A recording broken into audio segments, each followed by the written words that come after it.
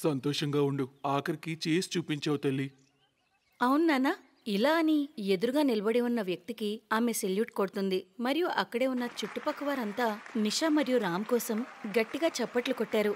ఆ చప్పట్ల శబ్దానికి ఆ చోటంతా ప్రతిధ్వనించింది. ఆ చప్పట్లు ఆగట్లేదు. ఆ శబ్దానికి రామ్ ఎక్కడికో వెళ్ళిపోతాడు. రామ్కి గుర్తొస్తుంది తన కాలేజ్లో ఉన్నప్పుడు పాట పాడుతుంటాడు. మొత్తం హాల్ అంతా అలాంటి చప్పట్లే వినిపించాయి. అందరూ తన్నే పొగుడుతున్నారు, కానీ తన మటుకు సంధ్య వైపే చూస్తున్నాడు. ఈ కథ రామ్, సంధ్య మరియు నిషాది. ఆ రోజు సంధ్య, సంధ్య, "ఉమ్, ఈ రోజు నా పర్ఫార్మెన్స్ ఉంది. నువ్వు వస్తావా? ఎందుకు? నేనెందుకు రావాలి? నువ్వు వస్తే నాకు చాలా బాగుంటుంది. సరే అయితే నేను ఆలోచిస్తాను." సంధ్య మరియు రామ్ ఒకే కాలేజ్లో చదివేవారు. సంధ్య చూడ్డానికి చాలా అందంగా ఉండేది మరియు గుణవంతురాలు మరియు సంస్కారవంతురాలు. రామ్కి మనసులో తనంటే చాలా ఇష్టముండేది. ఈ విషయం సంధ్యకు కూడా తెలుసు. కానీ రామ్ మనసులో మాట చెప్పలేకపోయేవాడు. పర్ఫార్మెన్స్ అయిన సాయంత్రం రామ్ చాలా ధైర్యం తెచ్చుకుని మనసులో మాట చెప్పాడు. సంధ్య, నేను నీకు ఏదో చెప్పాలనుకుంటున్నాను. వద్దులే రామ్, నువ్వేం చెప్పాలనుకుంటున్నావో నాకు ముందే తెలుసు. చూడు, నువ్వు అనుకుంటున్నదేది ఎప్పటికీ జరగలేదు. కానీ ప్రాబ్లం ఏంటి? నేను చదువు బాగానే చదువుతాను, పాటలు పాడతాను, మా నాన్నగారికి జాబ్ కూడా ఉంది. మరి నువ్వెందుకు ఒప్పుకోవట్లేదు? నేను కాదు, మా నాన్నగారు ఒప్పుకోరు రామ్. అతను ఒక చిన్న రైతు. నేను నా చెల్లి బాగా చదువుకుని ప్రయోజకులు అవ్వాలని ఆయన కోరుకుంటారు. ఇంకా పెళ్లి మాట అంటావా? అతనెప్పుడూ తన కాస్ట్ కన్నా వేరే కాస్ట్ వాళ్ళకి ఇచ్చి చేయరు. ఇప్పుడు ప్రపంచం మారింది కదా సంధ్య, ఇంకా ఈ కులం గోత్రం అని ఆ?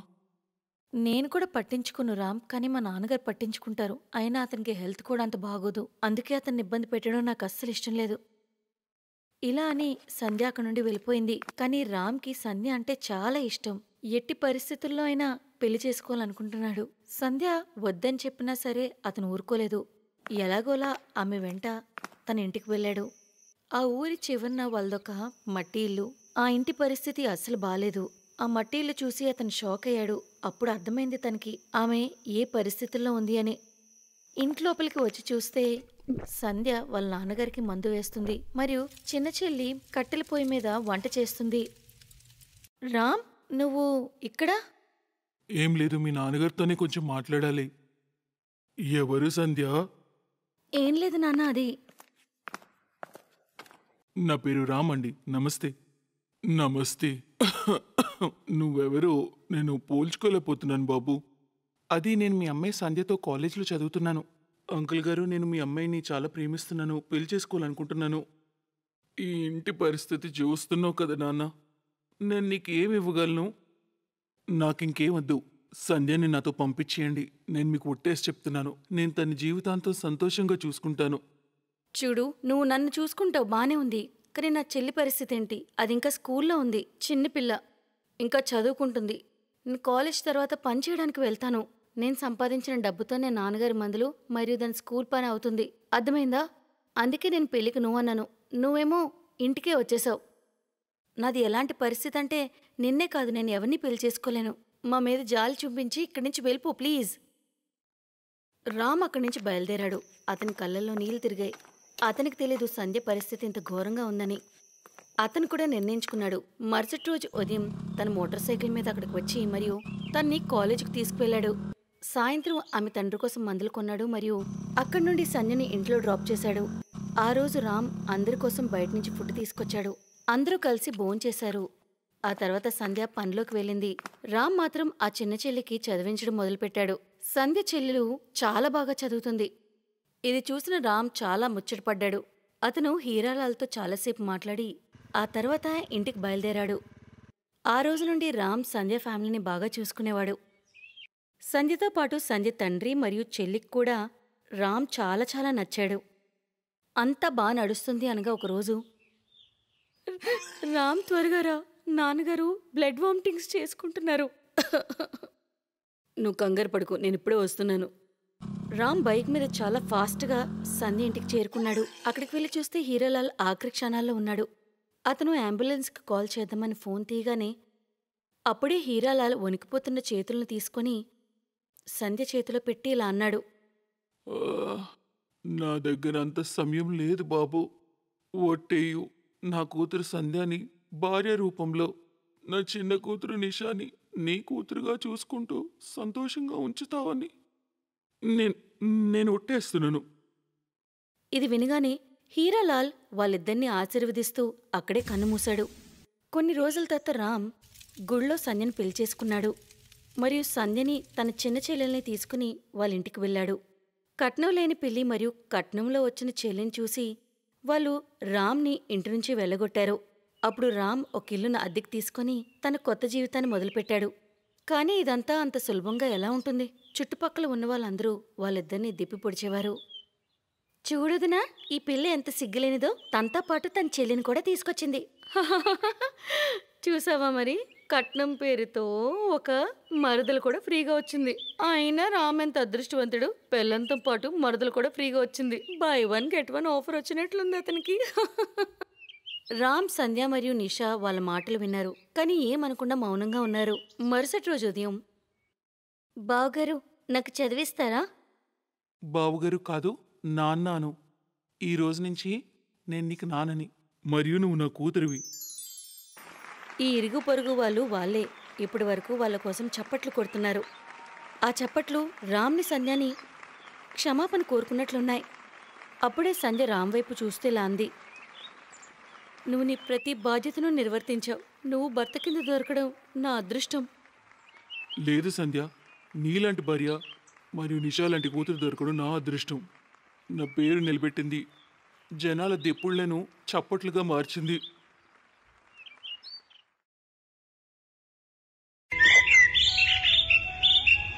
హాయ్ హాయ్, వాడు మాతో ఎలా రాడో నేను చూస్తాను. ఆయన నా భర్త, నేను ఆయన భార్యని. మీరు ఆయన్ని బలవంతంగా తీసుకెళ్లేరు. ఈరోజు రజని ఏ భర్త కోసమైతే పోరాడుతుందో అతను ఒక కిన్నెర.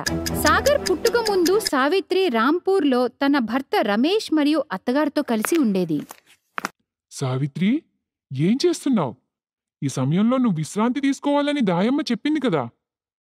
నేను కూడా చెప్పాన్రా, కాని అది వింటేగా. దేవుడా, అత్తయ్య చాలా నొప్పొస్తుంది. బహుశా కోడలికి పురుటి నొప్పులొస్తున్నట్టున్నాయిరా. త్వరగా వెళ్ళి దాయమ్మని తీసుకురా. అమ్మా, నువ్వు సావిత్రిని చూసుకో, నేను ఇప్పుడే తీసుకొస్తాను. రమేష్ దాయమ్మని పిలుచుకుని వస్తాడు. రమేష్ మరియు వాళ్ళమ్మ ఎదురు చూస్తూ ఉంటారు. అప్పుడే దాయమ్మ బయటికి వస్తుంది. ఏమైంది? ఎందుకలా ఉన్నావు? ఇద్దరూ బాగానే ఉన్నారా? ఏం చెప్పాలమ్మా, కృతజన్మ పాపమో ఈ జన్మ పాపమో నాకు తెలియదు గాని మీ కోడలికి ఒక కిన్నెర పుట్టింది. ఏంటి? ఏమంటున్నావు సుశీలా? సావిత్రి కిన్నెరని కన్నాదా? సర్వనాశనం అయిపోయిందిరా. ఇప్పుడు ఎలా అమ్మా? ఊర్లో మనం మొహం ఎలా చూపించగలం? నన్ను కిన్నెర తండ్రి అంటారు. అలా అవ్వకూడదు. నేను వెంటనే వెళ్ళి ఆ పిల్లోడు గొంతు నులిపేస్తానమ్మా. దాయమ్మ అక్కడి నుండి వెళ్ళిపోతుంది. రమేష్ కోపంతో వెళ్ళి ఆ పిల్లోడి గొంతు నొక్కబోతాడు. వద్దండి, వద్దు, అలా చేయకండి.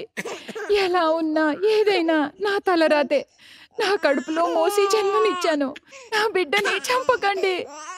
రమేష్, ఈ దరిద్రాన్ని ఆ దరిద్రంతోటే ఉండనివ్వు, వదిలే. రమేష్ వాళ్ళమ్మతో బయటికి వెళ్తాడు. సావిత్రి వాళ్ళిద్దరు మాటలు వింటుంది. చూడు రమేష్, ఇప్పుడు వాణ్ణి ఏదైనా చేస్తే గోలగోల చేస్తుంది. రాత్రికి అది నిద్రపోయాక అప్పుడు వాణ్ణి నదిలో వదిలేద్దాం.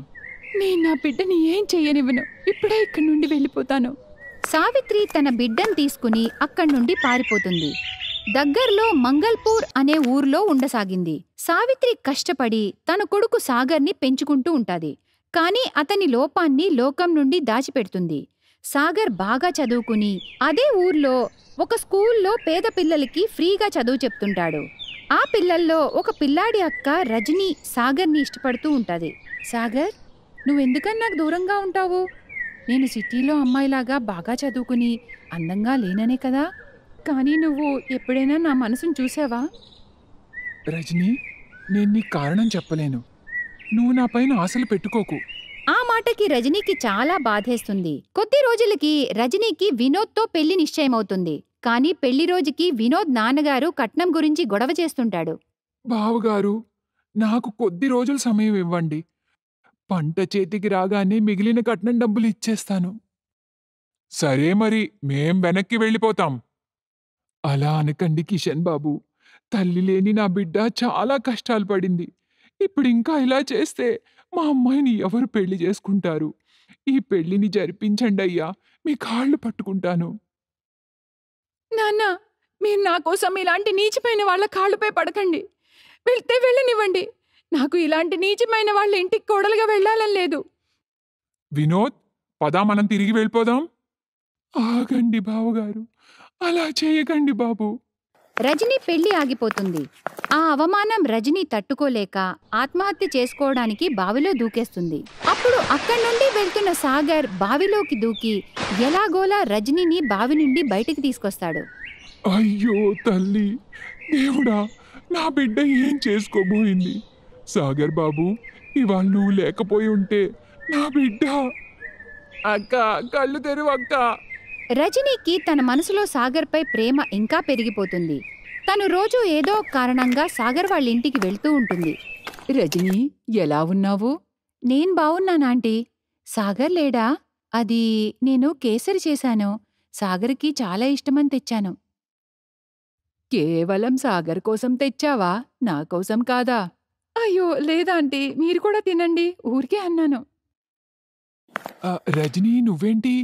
సాగర్, తను కేసరి చేసింది, నీకోసం తీసుకొచ్చింది. సరే ఆంటీ, నేను వెళ్తాను. కేసరి ఎలా ఉందో తిని చెప్పండి. రజనీ సిగ్గుపడుతూ అక్కడి నుండి వెళ్ళిపోతుంది. అప్పుడు సాగర్, అమ్మా, రజనీకి నా గురించి నిజం తెలీదు. నా వల్ల తన జీవితం పాడవడం నాకిష్టం లేదు. తనకి నాపై ఉన్న ఉద్దేశం నాకు అర్థమవుతుంది. తను నాకు దూరంగా ఉండాలనుకుంటున్నాను. నేను ఒక కిన్నెర్ని. నేను మామూలు అబ్బాయిని కాదు కదా. నేను తనకి సరికాదమ్మా. సాగర్ రజనీ అక్కడి నుండి వెళ్ళిపోతుందనుకుంటాడు. కాని రజనీ డోర్ వెనక నుండి అన్నీ వింటుంది. తనకి ఏమీ అర్థమవదు. చాలా బాధపడుతుంది. రాత్రంతా సాగర్ గురించే ఆలోచిస్తూ ఉంటుంది. మరుసటి రోజు రజనీ నిద్రలేచి సాగర్ వాళ్ళ ఇంటికి వెళ్తుంది. ఆంటీ, మీరు నన్ను మీ కోడలిగా ఒప్పుకుంటారా? నీకు సాగర్ గురించి ఏమీ తెలీదు రజనీ. సాగర్ నిన్న మీ ఇద్దరి మాటలు విన్నాను ఆంటీ. సాగర్ గురించి నిజం తెలిసాక నాకు సాగర్పై ప్రేమ ఇంకా పెరిగింది. సాగర్ నాకు అన్ని విధాలా సరైనవాడు. సాగర్ మనసు చాలా స్వచ్ఛమైనది. మా నాన్నగారు నాకు చూసిన అబ్బాయి చాలా నీచుడు. అలాంటి నీచమైన వాణ్ణి పెళ్లి చేసుకోవడం కంటే సాగర్ లాంటి మంచివాణ్ణి పెళ్లి చేసుకోవడం మేలాంటి. సంతోషంగా ఉంది తల్లి. నువ్వు నా కొడుకు జీవితంలో రంగులు తెచ్చావు. సాగర్కి కూడా అంతా తెలుస్తుంది. రజనీ యొక్క స్వచ్ఛమైన ప్రేమని చూసి పెళ్లికి ఒప్పుకుంటాడు. ఇక రజనీ సాగర్ల పెళ్లి జరిగిపోతుంది. ఒకరోజు సావిత్రి భర్త రమేష్ ఆ ఊరికి వస్తాడు. అతను సావిత్రి మరియు సాగర్లను ఒక షాప్ దగ్గర చూస్తాడు. వాళ్ళు వెళ్ళిపోగానే రమేష్ ఆ షాప్ దగ్గరికి వెళ్తాడు. అన్నా, ఇప్పుడు ఒక ఆవిడొచ్చి సామాన్లు తీసుకుని వెళ్ళింది కదా, ఆమె ఎవరు? తను సావిత్రి చెల్లెమ్మ వాళ్ళ కొడుకు సాగర్, స్కూల్ మాస్టర్ అతను. ఈ మధ్య పెళ్లి కూడా అయింది. అరే, అదెలా అవుతుంది? నా కొడుకు ఒక కిన్నెర కదా. ఖచ్చితంగా సావిత్రి ఈ విషయాన్ని ఎవ్వరికీ చెప్పి ఉండదు. ఒకవేళ నేను ఈ విషయాన్ని పట్నంలో కిన్నెర్లకు ఈ నిజాన్ని చెప్తే వాళ్ళు వీణ్ణి తీసుకుని వెళ్తారు. ఇంకా నాకు చాలా డబ్బులొస్తాయి. అప్పుడు మజాలు చేయొచ్చు.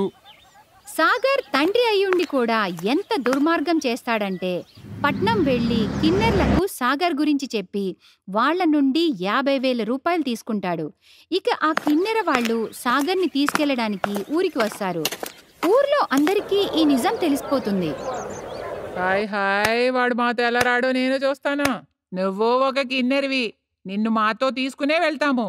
నీ అయ్యకి 50,000 రూపాయలు ఇచ్చాము. అతనే నీ గురించి నిజం చెప్పాడు. నాకేం చేయాలో అస్సలు అర్థం కావట్లేదమ్మా. నా కన్న తండ్రి ఇలా చేశాడు. నీ తండ్రే నీడలా ఉండి మనకి శత్రువు అవుతాడని అనుకోలేదు బాబు. చిన్నప్పుడైతే నిన్ను ఎలాగోలా కాపాడాను. అప్పుడే రజనీ వచ్చి ఆ కిన్నెర్లను అడ్డుకుంటుంది. అరే, ఆమెకి పిచ్చి పట్టిందేమో. ఒక కిన్నెరని తన మొగుడంటుంది. తను మాతో వచ్చే వరకు మేమిక్కడి నుండి కదలం. వాడిని తీసుకెళ్ళడానికి మేము 50,000 రూపాయలు ఇచ్చాం. అతను నా భర్త. ఆయన ఇష్ట ప్రకారం ఆయన ఎక్కడైనా ఉండొచ్చు. మీరు ఇలా బలవంతం చేయలేరు. చట్ట ప్రకారం ఎవరికైనా ఎక్కడైనా జీవించే హక్కు ఉంది. సాగర్ నేను చాలా సంతోషమైన జీవితాన్ని గడుపుతున్నాం. ఊరి వాళ్ళు అందరూ రజనీ సాహసాన్ని మెచ్చుకుని తనకి తోడుగా నిల్చుంటారు. సాగర్ చాలా మంచోడని ఆ ఊర్లో అందరికీ తెలుసు. ఊరి వాళ్ళందరూ కలిసి డబ్బులు జమ చేసి కిన్నెర్లకిస్తారు. తీసుకోండి, మేమంతా కలిసి 50,000 రూపాయలు జమ చేసి ఇస్తున్నాం. ఇంకెప్పుడు సాగర్ని సతాయించకండి. హాహా మేమెందుకు సతాయిస్తాం? మా డబ్బులు మాకు వచ్చేశాక మాకిక్కడ ఉండే అవసరమే లేదు. కానీ వెళ్తూ వెళ్తూ ఒక్క మాట చెప్పేసి వెళ్తాం. రజనీ లాంటి మంచి భార్య ఉండగా ఎవ్వరూ వాడి వెంట్రుకు కూడా పీకలేరు. మీరు సంతోషంగా ఉండండి. మా ఆశీర్వాదం మీకుంటుంది. పదవే పద, బస్సెళ్ళిపోతాది. సమయానికి పట్నం చేరుకోవాలి. సాగర్ ఊరి వాళ్ళందరికీ ధన్యవాదాలు తెలుపుతాడు. ఆ తరువాత రజనీ, సాగర్ కలిసి సావిత్రి కాళ్లకు నమస్కరించి సంతోషంగా ఉంటారు. Best buddies. హలో ఫ్రెండ్స్, ఈ వీడియో చూసినందుకు మీకు ధన్యవాదాలు. ఒకవేళ మీకు ఈ వీడియో నచ్చినట్లయితే దయచేసి లైక్ చేసి సబ్స్క్రైబ్ చేయండి మరియు ఈ వీడియోపై కామెంట్ చేయండి. ఇంకో విషయం, షేర్ చేయడం మర్చిపోకండి. ఇలాంటి మరిన్ని వీడియోలు మీరు చూడాలనుకుంటే కిందనే ఉన్న బెల్ బటన్ని నొక్కండి. చూస్తూనే ఉండండి.